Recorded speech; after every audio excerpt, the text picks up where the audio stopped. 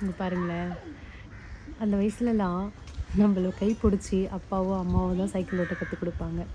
இந்த டைமில் அப்படியே அந்த 80s 90s காலகட்டம் ஞாபகம் வருது. ஏன்னா 2 பேருமே ஃப்ரெண்ட்ஸு.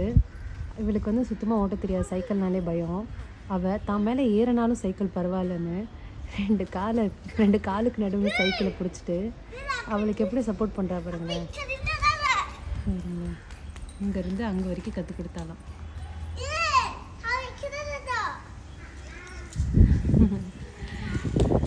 இங்கேருந்து இவ்வளோ தூரம் ஓட்டிகிட்டு போயிருக்கான். அதில் அவளுக்கு அவ்வளோ சந்தோஷம். இவ்வளோ தூரம் ஓட்டிகிட்டு வந்துட்டு அதுக்கு அவ சொல்கிறா, எப்படி ஓட்டுறேன், எனக்கு பயமாக இருக்குது அப்படின்னு.